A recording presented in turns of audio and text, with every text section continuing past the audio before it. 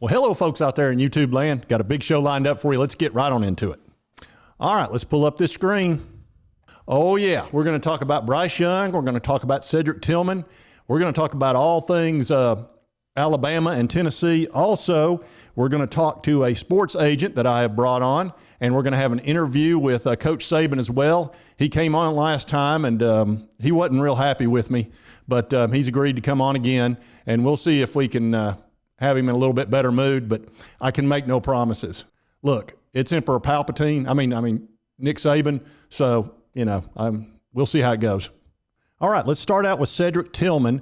Now, there's a report out says that he's probably out for the Alabama game. And they talked about how Vols can adjust. They've already adjusted. So, I'm not shocked by this. We knew it was probably at best 50-50. I had thought maybe a little better than that, maybe 75% chance he'd play, but according to this report, he probably won't. It says WBIR reported that Tillman, who has 17 catches, etc., he's likely to miss. Doesn't mean he will, but he's likely. And we know that he got the ankle injury by the Akron Zips, the worst team in college football, by the way, the low-hitting, dirty players. And they tried to take out our guy, Hendon Hooker, as well, but they didn't get him, but they did get Cedric. So we'll see how that goes, but it doesn't look real good. Now let's talk about Bryce Young. In the same report, it says Nick Saban reportedly said Wednesday that Young has been practicing a bit more every day and that he's on a pitch count. And he got hurt against Arkansas, missed last week's game. He didn't even throw a ball warming up. So he was on 0 pitch count then a week ago.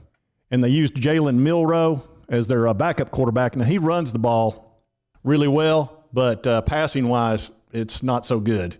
It reminds me a lot of Anthony Richardson, being able to run. He's a fantastic runner. He's really a super fast, but his arm's questionable. So, we'll see how that turns out. But I still think that's 50-50. And he said that Bryce had continued to practice a little bit more. Saban said Wednesday, said we've got him on a pitch count just to kind of wean him back and see how it goes. So we expect him to do a little bit more tomorrow. That's all I really have to say about that. That's all I have to say about that. That's the right on, man. You said it all. And we know Young, of course, he missed the game against the Aggies and said a week ago that he didn't throw it very much at all. Of course, he's a reigning Heisman Trophy winner, so it's a big deal if he plays. And in this story, now this is a Bama story, so they're going to probably know as much as anybody. It says it's troubling that the one thing Young hasn't been able to do is actually throw the football. He was hurt far more than it appeared or that anyone had really let on. So we'll see how that goes. And I think it's important to look at the schedule that Alabama has. This game, it's probably more important to us than it is to Alabama, really, because their next game is Mississippi State, and that's in their side of the conference. So this game is more important than ours. Even if they got beat by us, they can still control their destiny, whereas this would be a problem. They don't want to lose on their side of the division. But for us, when it comes to Cedric Tillman, as you can see, we basically have a bye week as far as, really needing Cedric Tillman. We don't need him against UT Martin. So he would get another week off. So he'd be ready to go, I would think, by Kentucky. That'll give him another 2 weeks. So if he does not play, which he might play. But if he doesn't, he'd get another extra week off before we'd actually need him. And I think we could really use him against Kentucky and definitely against Georgia.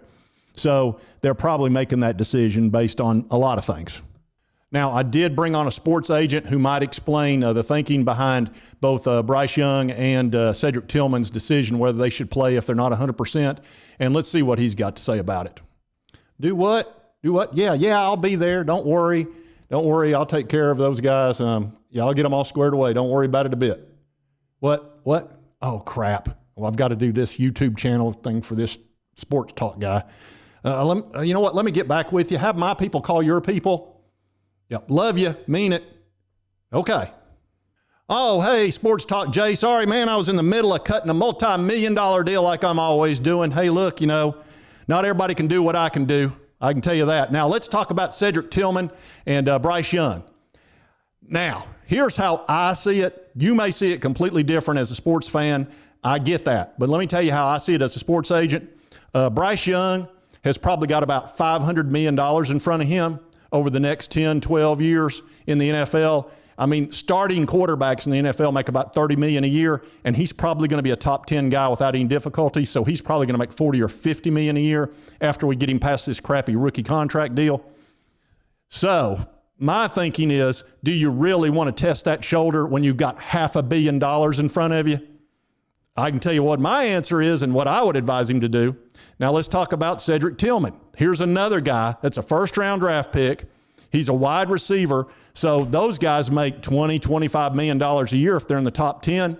So he's probably got $250 million in front of him. Should he test that ankle? You know, that's a pretty easy answer for me. But hey, I'm a sports agent. You know, I'm looking out for these guys. Never for myself, as you can imagine.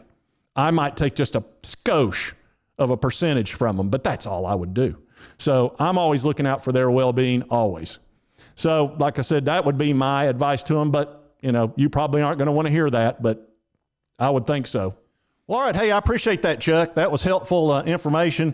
Like I said, I don't know if that makes anybody feel better, but that is reasonable. I mean, when you've got $500 million in front of you, you might want to be a little careful with your shoulder. That's kind of an important shoulder.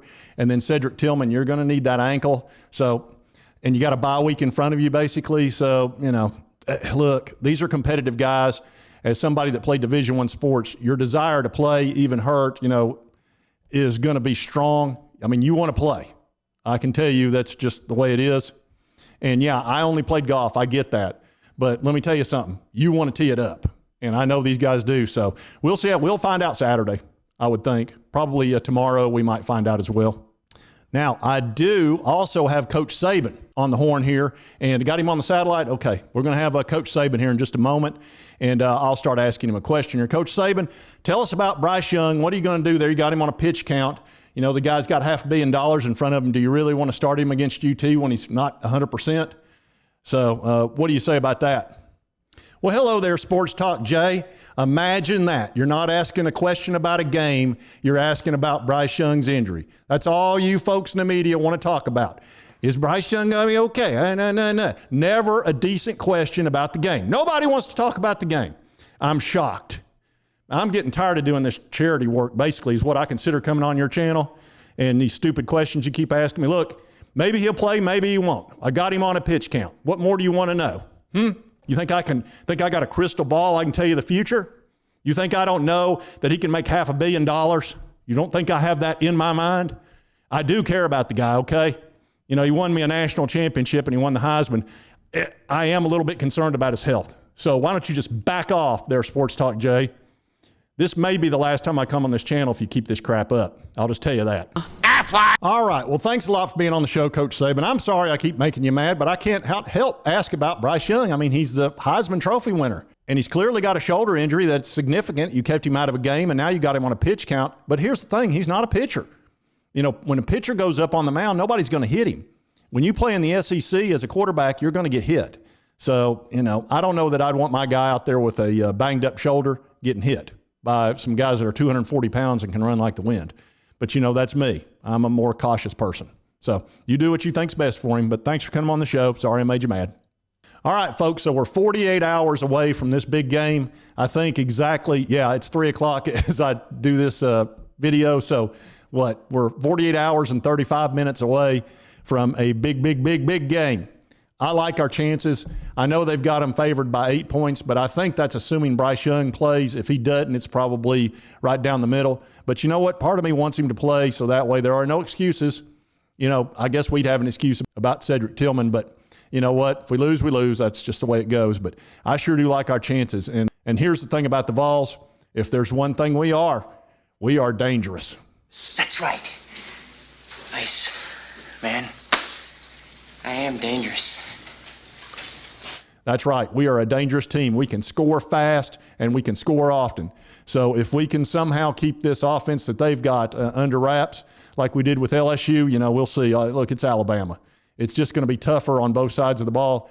But it's so nice to be a huge part of the national conversation, and everybody's rooting for Tennessee. If you don't live in Alabama or Birmingham, and even some of those folks, the whole country's rooting for Tennessee, including 102,000 rabid fans that are going to be screaming their heads off at Neyland Stadium, and it's going to be raucous. I cannot wait. It's about the most excited I've been in a really long time, other than, well, Hey, we had 2 games we had to win this year, in my opinion, was Florida and Pittsburgh.